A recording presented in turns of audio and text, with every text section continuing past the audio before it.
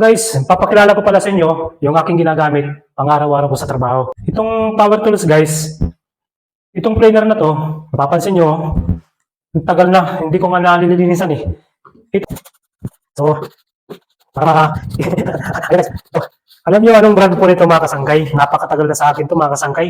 Ito ang ginagamit ko palagi sa trabaho mga kasangkay. Napapansin niyo mga kasangkay yung wire? Oh, wire na lang napalitan. Pero itong natin, yung planer, hindi pa napapalitan. Napakatagal na to mga kasangkay. Kaya ipapakilala ko sa inyo ito mga kasangkay, yung planer ko. Kung ano ang pangalan. Ayan po mga kasangkay. Stanley po ang pangalan nitong planer na to mga kasangkay. So guys, Stanley po, alam nito.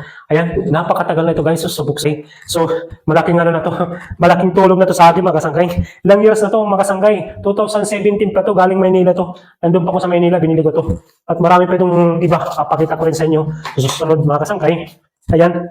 So, napakalakas pa yung, napakalakas pa yung motor niya. Araw-araw ko ito ginagamit mga kasangkay. Araw-araw ko ito ginagamit. Yan. Kung bibili kayo ito, sus Maria, huwag kayong bibili ng local. Alam mo mga kasangkay, ang bili ko dito sa Manila, nasa 4-5 po to. Iwan ko lang ngayon kung ang kano nito. So mag-search lang po kayo sa mga punta kayo ng hardware, kung saan mga hardware ng mga po. Lalo sa Manila, mas mura po doon. Baliktaran po yung natin dito left and right po to sa paggamit. Yung bugan niyang yung alikabok, baliktaran. So left and right po yan, mga kasangkay yan. Tingnan mo mga kasangkay yan.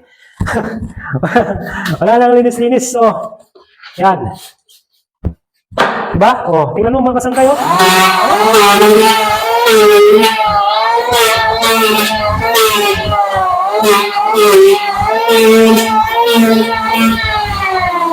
Guys, so ito po ang pinakamaganda kong planer na gagamit ngayon. So meron pong murumahal doon ng mga planer, pero ito pwede na to kasi ito na lang pong ginagamit ko sa mga kailangan po guys, marunong kayong magkabit ng blade. Kasi yung blade, hindi ito basta-basta na pagkakabit-kabit ka lang.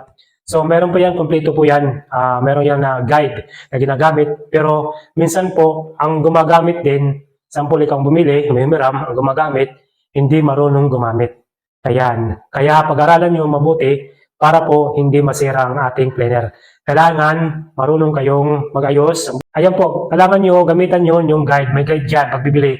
Kung bibili kayo, huwag kayong local mga kasangkay. So, mahirapan, walang kwenta po yan.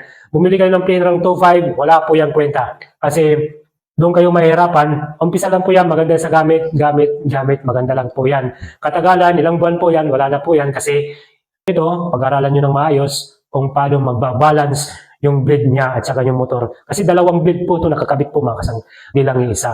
Dalawa po ito. Yan.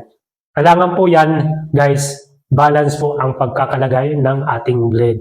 Kaya kung bibili ka nito, dapat hindi ka pwede magpahiram kung sino-sino lang kasi masisira agad yung power tools mo.